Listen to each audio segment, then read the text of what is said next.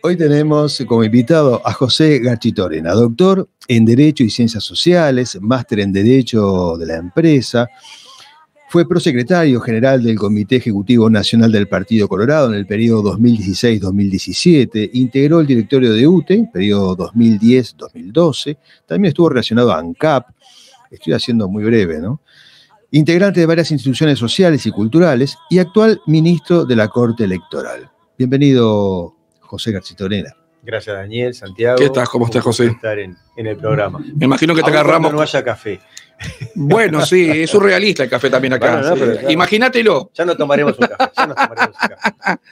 Me imagino que estos días de locos, ¿no, José? Sí, ultimando detalles para el domingo.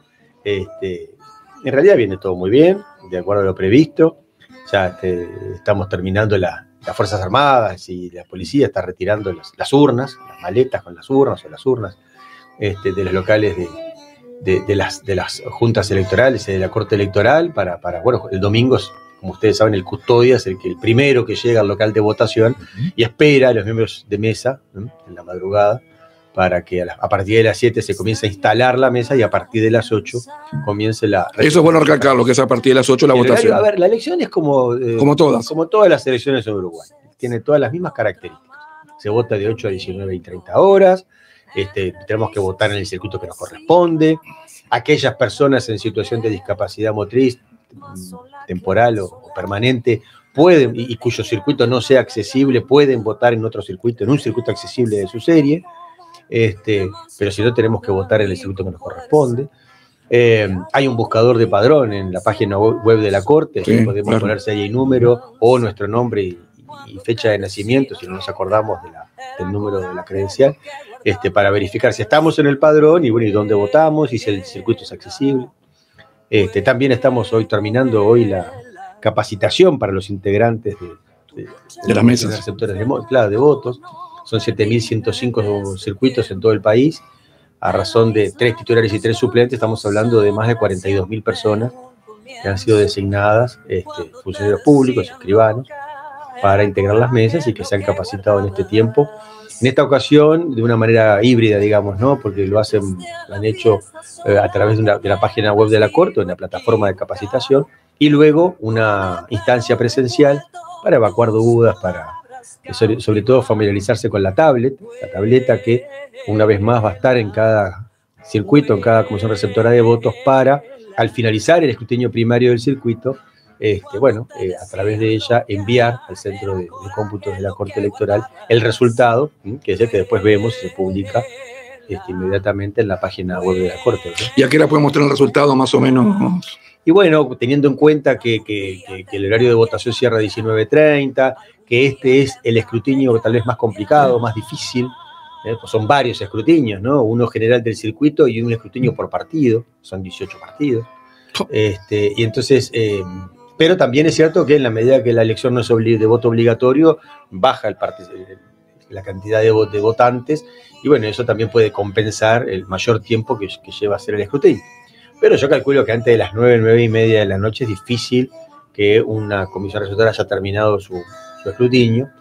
A partir de esa hora empezaremos a recibir seguramente resultados, y como pasó ya en otras elecciones, más contra la medianoche, seguramente ya casi más de cerca del 100% ya habrá transmitido.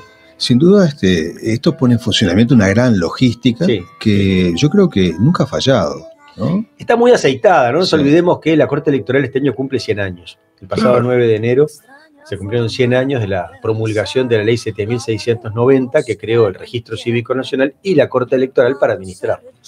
Y claro, esos son 100 años de músculo, de experiencia, porque nuestro sistema electoral, las leyes electorales son de 1925, han permanecido casi inalterables, con algunas modificaciones, por supuesto, sobre todo luego de la reforma constitucional de 1997, que creó las elecciones internas, por ejemplo. Pero el grueso de la columna vertebral del sistema se mantiene hace 100 años, y eso va generando ya toda una dinámica, toda una experiencia, toda una cultura política, que hace que sí, más allá de las complejidades, esté todo muy aceitado y funcione. Y a propósito, tienes publicado un libro que recoge los 100 años. Sí, efectivamente. El año pasado Con leyendas, historias. Sí, cuando en corte empezamos a pensar cómo celebrar estos 100 años, planteé la conveniencia de tener un libro sobre la historia de la corte, sobre todo un libro que reconstruyera la integración histórica de la corte. Pues si ustedes entran, creo que hasta ahora todavía, en la página web de la corte están los ministros de la corte desde 1985 para acá, o sea, del retorno a la democracia, pero para atrás o sea, conocíamos la primera corte electoral en 1924, que duró hasta 1929, pero después no se tenía mayor conocimiento. Y bueno, por aquello del que el que habla escribe, me dijeron, ministro, tienen todos nuestro apoyo, pónganse a escribir. Asumí el desafío, lo disfruté muchísimo, y bueno, es un libro que publicó Banda Oriental, 100 años, la Corte Electoral, 100 años contribuyendo a la democracia en Uruguay, que tiene un repaso sobre toda la muy rica historia que tiene Uruguay en materia electoral, que enraiza ya antes en la época del gobierno provisorio, ¿no? De 1825. ¿Ya era la balota en aquel tiempo? Sí, claro, ¿no? Y el voto público, firmado, de hecho... El primer voto femenino también. Eso fue en... Eso el 42, ¿no? 1926. La mujer votó por primera vez en Uruguay. Con el coso de Cerro Chato, ahí va. En 1927, iban a elevar a la calidad de pueblo, categoría de pueblo, a Cerro Chato, y querían definir a cuál departamento iba a pertenecer, si a Durazno, si a Florida, si a La Valleja. Y en definitiva, se sometió a votación, pero nunca se hizo... Se formó un trienio, algo así se llama, ¿no? Sigue siendo una ciudad, hoy es una ciudad que pertenece a 3 departamentos. Qué increíble eso. Sí, o sea que es el resultado de ese plebiscito, que no recuerdo ahora si dio para Florida, no me acuerdo quién fue, en qué departamento fue que dio la mayoría, pero nunca se implementó. Después la mujer obviamente sí empezó a votar en Uruguay en 1938. 38 con Valdomiro. Con Valdomiro, la elección que fue electo el arquitecto Valdomiro, exactamente. La Constitución de 1918 había previsto el voto femenino, pero lo delegó en la ley. Esa ley finalmente se dictó en 1932, pero después vino el golpe de Estado en 1933 y en ese momento no se instrumentó cuando se eligió la constituyente del 34. Así que en definitiva fue recién para la elección presidencial nacional de 1938. Sí. No es menor eso. Sí, Uruguay es uno de los primeros países del mundo en que la mujer votó, ¿no? Ecuador también, creo que... Bueno, en realidad, recientemente nos dijeron en Ecuador que que la mujer había votado antes del 1925, creo. Sí. Uh-huh. Nosotros creíamos que éramos el primer país de Sudamérica que la mujer había votado en el plebiscito de Cerro Chato, pero los ecuatorianos nos dijeron que aparentemente la mujer en Ecuador votó en 1925. No tengo más datos. José, ¿hay algún antecedente en América sobre un libro como el que has publicado, que recoja un periodo de... Bueno, sí, ¿no? A ver, los organismos electorales, que no son tan antiguos como creo que en República Dominicana es el organismo electoral que también es casi, celebró creo que el año pasado sus 100 años. Es un poco distinto porque es un organismo que reúne lo que aquí sería identificación civil, el registro civil y la corte electoral, ¿no? O sea, todo. Ellos dan la cédula de identidad, que a su vez con eso votan, y además organiza las elecciones. No tiene la competencia de juzgar las elecciones, que acá sí la tiene. Acá, claro. Allá hay tribunales de justicia electoral por fuera de este organismo, pero como digo, la Corte Electoral sí es de los más antiguos del mundo, pero y otros organismos, recuerdo el panameño, por ejemplo, tiene un libro publicado pero en realidad es un libro que cuenta la historia de Panamá a través de la actividad del organismo electoral, ¿no? Este libro que escribí sobre la Corte refiere estrictamente al funcionamiento de la Corte, con ese antecedente que digo, porque yo repaso toda la legislación electoral, que es muy rica también, y los debates electorales a lo largo del siglo XIX, ya en el siglo XIX se reclamaba el voto, no tanto el voto secreto, que se reclamó, pero que fue muy debatido, ¿no? El voto secreto durante muchísimos años era visto como algo de cobardes, ¿no? Y sobre todo algo que podía ambientar el fraude, contrariamente a lo que podíamos pensar, ¿verdad? Claro, sí. Pero lo que, por ejemplo, ya en el siglo XIX, Justino Jiménez de Aréchaga, y Bauzá y otros más, por ejemplo, reclamaban la representación proporcional, por ejemplo. Y bueno, es muy rico el debate, es muy rica la legislación electoral del Uruguay durante todo el siglo XIX. Y bueno, que empieza a desbrozarse el camino con la constituyente del año 1916, de la elección de la constituyente, que fue después la constitución de 1918. Con Brum. Que ya en la presidencia de Brum entra en vigencia. Y bueno, y en realidad es a partir de esas disposiciones constitucionales de la constitución de 1918 que en 1923 se conforma una comisión en la Cámara de Representantes, la famosa comisión de los 25, porque eran 25 diputados, 13 colorados y 12 nacionalistas, que estuvieron trabajando todo el año de 1923, negociando y pactando primero la ley de registro cívico nacional, que se aprobó, se promulgó el 9 de enero de 1924 y que está cumpliendo 100 años, que creó el registro cívico nacional y la Corte Electoral. Y después siguió trabajando durante 1924 para en 1925 sancionar las dos leyes de elecciones, la ley de elecciones y la ley complementaria de elecciones de 1925, las dos, que siguen sustancialmente vigentes, que son el sistema electoral tal como lo conocemos. Claro. Y bueno, el libro recoge toda esa historia, las particularidades, ¿no? La Corte Electoral, el Parlamento en esa época funcionaba en el Cabildo, porque el Palacio Legislativo estaba en construcción. La Corte Electoral, la Asamblea General tuvo que reunirse un sábado 12 de enero de 1924 para elegir la primera Corte Electoral. Imagínense, un 12 de enero en Uruguay, ¿no? Imposible. Imposible, ¿no? En 1924 se reunieron en el Cabildo de Montevideo, eligieron la primera Corte que empezó a trabajar el domingo 13, al otro día. Y porque no había tiempo que perder, había elecciones en 1925, que había que organizar con el nuevo registro cívico.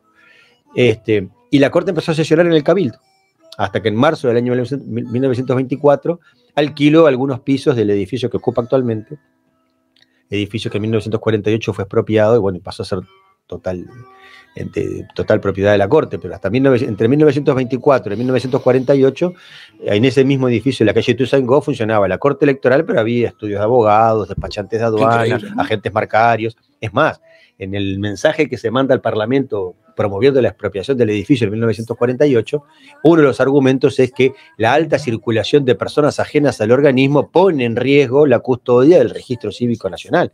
Claro, un edificio que entraba gente. Seguro, claro, circulaba por todos esos edificios.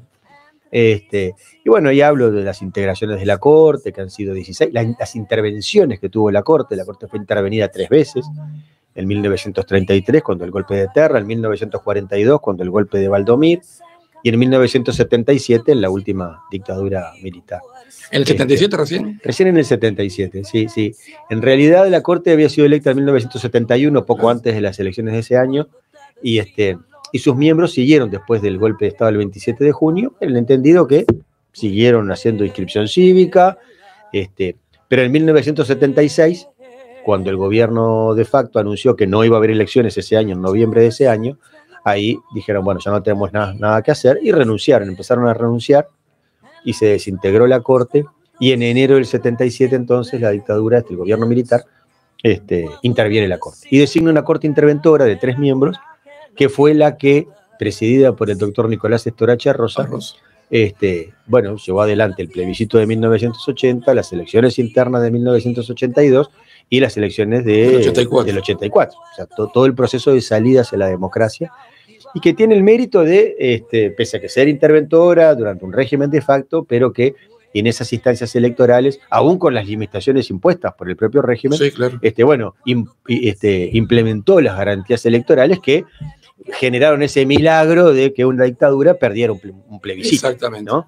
En el mismo año, en Chile, Pinochet amañó un resultado, o no sé, pero ganó el plebiscito. Acá en Uruguay la dictadura militar lo perdió y lo reconoció. Y bueno, y después el libro recoge un poco también, todo el proceso de modernización que ha tenido la Corte Electoral. Nosotros hemos venido en los últimos años, sobre todo, incorporando tecnología a los procesos electorales.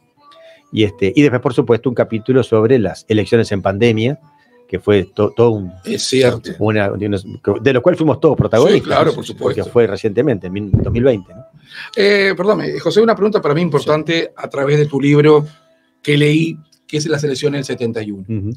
Tú llegaste a la conclusión de que no hubo fraude. Ese es otro libro. Claro, sí, otro libro, sí, por supuesto. Historias de un mito. Historias de un mito. Historia de un mito. Historia de un mito. ¿Por qué llegaste a esa conclusión? Yo lo leí, sí. Pero ¿por qué vos llegaste a esa conclusión? Ese libro lo escribí en 2011, cuando se cumplían 40 años de las elecciones del 71. Y lo que me movió a escribirlo fue que en realidad yo sentía que algunos hablar del fraude del 71, pero yo nunca, la verdad, más que algún titular, yo nunca había leído ni sabía que estuviera publicada la denuncia del Partido Nacional, la investigación que llevó a cabo la Corte, la sentencia de la Corte Electoral, cómo había sido la votación en la Corte Electoral. Y bueno, todo eso me motivó a investigar, sobre todo procurando preservar lo que entiendo es el principal activo de cualquier sistema electoral, que es la confianza. El sistema, yo siempre digo, no hay peor ni mejor sistema electoral. El mejor sistema electoral para un país, un lugar, es aquel en el que la gente confía. No importa sus características, si la gente confía en ese sistema, ese es el mejor sistema electoral para esa población, para esa comunidad. Y cuando se habla de fraude, obviamente lo que se está atacando es la confianza en el sistema. Porque si un sistema se pudo hacer un fraude en un sistema, bueno, ya deja de ser confiable, ¿no? O sea que eso fue lo que me motivó. Y bueno, me acuerdo que me entrevisté con el doctor Cataldi, Alfonso Mario Cataldi, que por aquel tiempo era...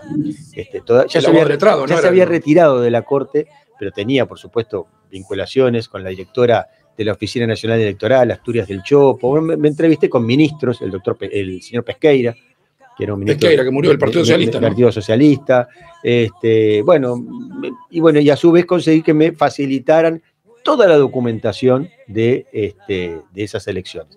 Obtuve entonces, aparte revisé prensa de época, hice 3 entrevistas a 3 protagonistas de las elecciones del 71, el doctor Julio María Sanguinetti, Carlos Julio Pereira y Pesqueira, Walter Pesqueira. Los 3, y todo eso lo recogí en un libro, que en realidad no concluyo yo lo que muestro son los hechos. La Corte Electoral concluyó por una mayoría de 7-9, o sea que hubo votos de ministros nacionalistas también, diciendo que en realidad había habido irregularidades, sí, pero ninguna de entidad tal que afectara el resultado final. Por otra parte, es importante, la denuncia del Partido Nacional nunca habló de fraude. La denuncia habló de irregularidades en 211 circuitos de Montevideo. ¿Ah? Para que tengan una idea, 211 circuitos de Montevideo era el 10% de los circuitos de Montevideo. En el resto del país no pasó absolutamente no hubo denuncias. Y de hecho el escrutinio terminó muy rápidamente. El problema se generó en Montevideo. ¿Y las irregularidades de qué tipo eran? Fue la primera vez que hubo voto obligatorio, digamos, ¿no? Hubo sanciones. Y la primera vez que votan los militares también, ¿no? Se votaban los militares. Hubo el primer voto, sanciones para quienes no votaban. Eso hizo que la participación fuera superior al 90%. Fue una elección muy compleja porque se votaba, ustedes se acuerdan, por el sistema vigente y el sistema proyectado, que era la reelección de Pacheco Areco. Sí, la reforma naranja, toda la reforma que había. Eso fue en el 66. ¿No? 66, perdón. En el 71 fue la Unión Nacional Reeleccionista, que una reforma que promovía la reelección inmediata del presidente de la República, que era Jorge Pacheco Areco. Entonces había actas que no cerraban, estaban mal hechas las sumas, porque aparte demoraron algunas. En aquel tiempo todavía las comisiones receptoras de votos se integraban con personas que promovían los partidos políticos. Esto de que se integren con funcionarios públicos fue a partir del plebiscito de 1980. No había actividad partidaria. La dictadura pensó, bueno, ¿y cómo hago para armar las mesas? Y bueno, convoco funcionarios públicos. Funcionó el sistema y hasta hoy lo tenemos. Pero en el 71 eran personas promovidas por los partidos políticos. Y los partidos políticos no proveyeron toda la gente necesaria, entonces se demoró mucho el armado de las comisiones receptoras de votos, algunas empezaron a trabajar recién a mediodía. Entonces todo eso, y después hay que entender, era un momento de altísima tensión política, social, de violencia política y social, y de muchas expectativas, ¿no? Wilson Ferreira tenía fundadas expectativas de triunfo, el pachequismo y el Partido Colorado tenía claramente un apoyo popular muy, muy, muy notorio. Había surgido el Frente Amplio ese mismo año 71, que en un momento se pensó podía ganar la intendencia de Montevideo. O sea, también jugaron las expectativas, ¿no? Y fue una elección muy reñida, porque de última la elección el Partido Colorado la ganó por 12.000 votos. Y que encima todavía, en aquel tiempo, candidaturas múltiples mediante, ¿no? Ley de lemas, el candidato ganador, digamos, en realidad no fue el candidato más votado, ¿no? El candidato más votado, si se quiere, fue Pacheco. Fue Pacheco, claro. Porque la reforma del reeleccionista llegó a casi 500. Sí, por haber ingresó con los votos Pacheco, sin duda. Pero sí, el candidato más votado fue Wilson, sí. Pero en realidad el candidato más votado fue Pacheco Areco, porque la reelección sacó más votos que Wilson Ferreira, ¿no? Y aunque por supuesto no alcanzó el 1.000.000 de votos que tenía que alcanzar para que se aprobara.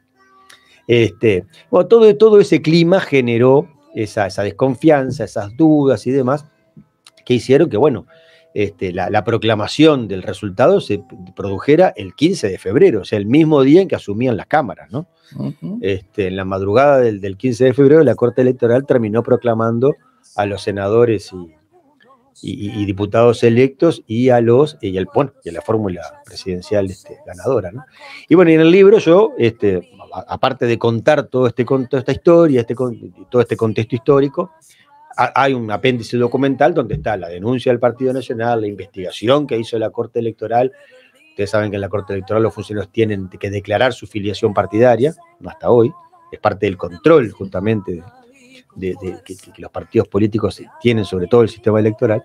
Bueno, funcionarios de diferente filiación hicieron una investigación que fue elevada a corte y, como digo, por 7 votos contra 2, por 7 votos en 9, hay una larguísima sentencia muy fundada, que también está publicada íntegramente en el libro, que concluye que no hubo el tan manido fraude, ¿verdad? Así que bueno. ¿Se acepta hoy ese informe? El Partido Nacional, el wilsonismo, lo que queda del wilsonismo. En realidad ahora, yo creo que, por ejemplo, el profesor Daniel Corvo tiene un libro también sobre el tema. Ah, sí, claro. Y se llama ¿Cómo hacer presidente a un candidato sin votos? Ese es el título. O sea, ahí no habla de fraude, habla de las irregularidades y demás. Yo creo que hoy ya el tema del fraude no. Y Corvo el Partido Nacional, ¿no? Sí, claro, sí. Y bueno, yo creo que hoy ya el tema del fraude no. Nadie sostiene que hubo fraude, porque bueno, aparte, de hecho después el gobierno asumió y bueno, pasó todo lo que sabemos que pasó después, ¿no? Pero y el sistema que hemos aplicado hasta hoy es el mismo con el que se hicieron las elecciones de 1971, así que... Claro. ¿Es nuestro país un país de vanguardia en materia de leyes? Hablábamos del voto femenino en aquella época. Bueno, Uruguay es un país... La ley antitabaco, de acoso sexual. Sí. Uruguay es un país que está a veces a la vanguardia. En lo personal, y esto es una opinión muy personal, a veces el problema que tenemos es que tenemos leyes de primer mundo y controles del tercer mundo, ¿no? Muy bueno. Ese es el problema. Tenemos avances legislativos que a veces nos cuesta aterrizar, o porque no tenemos los recursos suficientes para implementarlos, o porque los controles que implementamos no son lo suficientemente eficaces para que realmente la ley cumpla con su objetivo, ¿verdad? Pero Uruguay es un país que, bueno, a ver, por supuesto que a principios de siglo tuvimos una legislación de avanzada, pero en este siglo XXI también hemos tenido legislaciones que han resultado de avanzada. De hecho, por ejemplo, estamos discutiendo una ley de eutanasia, claro, ¿no? Que ya fue aprobada, tiene media sanción, cuando en otros países, por supuesto, de esto ni se habla, ¿no? A veces hacemos foco, hablamos del mundo, pero en realidad el mundo es el mundo occidental. Hay otro mundo, China, Oriente, Rusia mismo, que está por fuera de todas estas cosas, ¿no? De los derechos de los grupos LGTB, del matrimonio igualitario, claro, del divorcio, de tantas otras cosas, ¿no? Entonces, en ese sentido, sí, creo que somos un país que podemos considerarnos por lo menos atento a las vanguardias. Atento. Y bueno, y aplicándolo a nuestros ritmos y a nuestra idiosincrasia, ¿no? Que creo que también, creo que es una mala receta copiar, ¿no? Creo que hay que adaptar, porque no es lo mismo la realidad, las idiosincrasias locales pesan y me parece que hay que tenerlas en cuenta a la hora de justamente de legislar, ¿no? Se han presentado partidos nuevos, como siempre. ¿Qué ocurre en este año, en este periodo? Bueno, sí. Ya en el año 2019, en las elecciones internas, hubo 15 partidos y nos pareció mucho. Ahora son 18. Y en realidad pudieron haber sido 23. Porque eran 23 los partidos que estaban registrados ante la Corte Electoral, pero hubo 5 partidos que no registraron hojas de votación, por lo cual perdieron su registro. Ahora estos 18 partidos que se comparecen en la elección interna el próximo domingo, bueno, tendrán que superar los 500 votos para, bueno, mantener su registro y poder seguir participando en el ciclo electoral, ¿no? 2024-2025. ¿Tenés alguna idea perdóname, Daniel, ¿tenés alguna idea de por qué hemos salido de este sistema y han aparecido tantos partidos nuevos? ¿Hay alguna explicación política, electoral? Esto creo que es más para sociólogos y para vos, politólogos, pero yo me animo a decirte que yo creo que es parte de la característica de la época que estamos viviendo. Bien. Yo creo que estamos viviendo un cambio de época, producto de los avances científicos y tecnológicos sobre todo, que han cambiado nuestra percepción de las cosas, nuestra forma de relacionarnos, y nos han llevado a un creciente individualismo. Y ese creciente individualismo tiene varias manifestaciones, ¿no? Una, por ejemplo, es una mayor violencia. Porque somos personas más autorreferenciales. Pensamos más en nosotros, en nuestra satisfacción, en nuestra conveniencia, en nuestro placer. Y bueno, por momentos perdemos un poquito el sentido de comunidad. Es cierto. Y todo eso, bueno, primero lleva, por un lado, a la violencia, y por otro, creo yo, posiblemente también al surgimiento de partidos que más que una concepción de la sociedad y todo, se conforman para atender un tema puntual. Uh-huh. Es como la expresión política de ese fenómeno social que son los colectivos, ¿no? Hoy todas las organizaciones asociativas están en crisis. Los partidos políticos, las iglesias, los sindicatos, las asociaciones civiles, los clubes de recreación, los clubes de residentes, todas esas cosas socializamos de otra manera. Y por sobre todas las cosas creo que también ese mayor individualismo lleva a que tampoco asumamos demasiadas responsabilidades, ¿no? Como lo que implica afiliarse a un lugar, pagar una cuota, concurrir a ese lugar a resolver en la asamblea.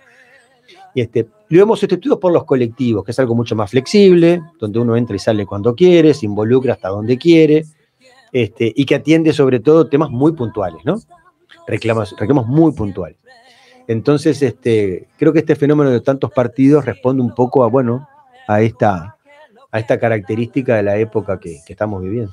Claro. Es una explicación, como puede haber otras. No, correcto. Mi pregunta iba por ahí, porque, la podemos ampliar, porque ¿por qué los partidos tradicionales están constituidos y no atienden esos reclamos de la sociedad? ¿Por qué no ven? En realidad los atienden. Si ustedes miran los programas de los partidos, todos tienen, por ejemplo, preocupaciones ambientalistas o preocupaciones a propósito de determinados colectivos, en cuanto a derechos me refiero, etcétera. Claro, en el conjunto de las cosas, ¿no? Capaz que no se hace suficiente. Hay gente que entiende que no se está haciendo suficiente énfasis, que no se está trabajando lo suficiente. Y entonces por eso dicen, no, vamos a formar un partido que haga foco en esto. Claro, puntual, ¿no? Como tú mencionabas recién. Los partidos, sobre todo los partidos que tienen vocación de gobierno y que han estado en el gobierno y saben lo compleja que es la realidad. Hoy también otro fenómeno de la época es el populismo, ¿verdad? De izquierda, de derecha, ¿no? Sí, totalmente. Que propone soluciones sencillas a temas complejos, a problemas complejos. Y bueno, entonces los partidos que han estado en el gobierno obviamente saben de la complejidad de la realidad y atienden todo el fenómeno, o procuran visualizar todo el panel de control. Y es cierto, a veces cuando tenés muchas lucecitas encendidas, algunas se te pueden escapar, ¿no? No la mirás con tanta atención. Y bueno, y hay gente que entiende que no, hay que hacer foco en este tema. Entonces, tenemos partidos ambientalistas o que promueven el tema de las antivacunas o que promueven diferentes temas más puntuales que una visión general de la sociedad. Porque la historia, José, fuera del Partido Blanco y Colorado, después luego el Frente Amplio, los que tuvieron determinado éxito fueron el Partido Constitucionalista y después el Nuevo Espacio. Bueno, sí, han habido, siempre hubo partidos, ¿verdad? Pero con representación tan grande como el Espacio en su momento, claro, por después, Cabildo Abierto en la última elección, ¿no? Por ejemplo. Pero bueno, no dejaron de ser partidos relativamente tradicionales en su formato, en su forma en su accionar, en su estructura. Pero Pero en realidad, vamos a ver, digo, yo creo que el grueso del electorado se concentra en 3, 4 partidos, ¿no? Claro. De hecho, hoy en el Parlamento es cierto, tenemos 6 partidos con representación parlamentaria, 7 con el Partido de la Gente, que ya no existe más, pero convengamos que hay 2 que tienen un diputado cada uno, o sea que el grueso de la representación lo tienen 4 partidos. Y el Frente Amplio ya a esta altura, después de 50... Primero que el Frente Amplio se conformó con partidos históricos, ¿no? El Partido Socialista, claro, el Partido Comunista... y los que venían del Machismo y el Partido Nacional. Que era la sucesora de la Unión Cívica, claro, que tenía muchísima trayectoria. Claro. Sectores de los partidos Blanco y Colorado, que naturalmente también tenían su trayectoria. Claro. Y bueno, ya a esta altura es un actor político tradicional en el sentido claro. Y eso le da mucha estabilidad al sistema. Yo creo que la democracia uruguaya se caracteriza... Su estabilidad reposa en eso, en que es una democracia de partidos y de partidos muy, muy sólidos, ¿no? Uno ve en otros países que los partidos a veces responden a proyectos políticos personales, ¿no? Son personas en realidad, no estructuras. Acá no, acá tenemos partidos políticos con sus autoridades, con sus convenciones, sus cartas orgánicas, que elaboran programas. Acá hay una clara diferencia con la Argentina, ¿no? Bueno, en la Argentina, si se quiere, está en un proceso de revulsivo, digamos, ¿no? Pero también producto de la situación política, social, económica, ¿no? Pero Uruguay, ya te digo, creo que se retroalimenta, ¿no? La estabilidad político-institucional se retroalimenta con nuestra estabilidad del sistema de partidos, que a su vez retroalimenta la estabilidad político-institucional, o sea, todo un círculo virtuoso, ¿tá? Incluso la participación directa de la ciudadanía, ya sea a través de referéndum o plebiscitos, que es algo que se da continuamente, también de vuelta termina siendo de alguna manera encauzado por las corrientes partidarias también, ¿no? Entonces eso también le ordena un poco, y creo que hasta los candidatos más outsider, en la medida que surgen del seno de los partidos, las propias estructuras partidarias los termina como domando, ¿no? Claro. Y bueno, creo que es algo a preservar, ¿no? Sí, sin duda, claro. José, recién mencionaste algo sobre la creciente violencia en la sociedad. Para estas instancias del domingo y para las próximas elecciones nacionales, y dado los brotes de violencia un poco sin sentido que hasta ahora creemos que se han dado como en Rivera o en otros lugares del país, ¿se ha trabajado en eso? ¿La Corte tiene previsto algún protocolo con respecto a estas cosas que están pasando? A ver, por suerte, a nivel partidario, político, no hemos visto un aumento, o sea, no hemos visto ni locales incendiados, ni ataques a repartidores de listas, ni vandalismo contra la cartelería, ¿no? O sea, que en ese sentido creo que es una buena noticia. Cuando me refiero a la violencia de la sociedad, no me refiero a los crímenes aberrantes que escuchamos, ¿no? O las luchas entre bandas por territorio, por mercado de droga, lo que sea. Yo me refiero a la violencia, a veces esa violencia social que es en el tránsito, ¿no? También. Por ejemplo, ¿no? Cosas absurdas, que gente que se baja a un auto porque no sé, me adelantaste, me hiciste un finito, me cerraste, y se agarran a las piñas o se insultan. Ese tipo que es violencia y que bueno, que habla de una sociedad que está más crispada, ¿no? Que con menos tolerancia hacia el otro. Y bueno, por suerte aparentemente todavía eso no ha llegado a la política, y creo que es tarea de todos, no solamente de los dirigentes políticos, sino también de todos los ciudadanos, evitar que estas cosas lleguen a la actividad política, ¿no? Una última pregunta, porque estamos ya prácticamente para el cierre. ¿Es posible el voto electrónico en nuestro país? Es una pregunta recurrente. Sí. Primero, que no depende de la Corte Electoral. Claro. Es una decisión que tiene que tomar el sistema de partidos y el Parlamento, porque esto naturalmente requiere de ley.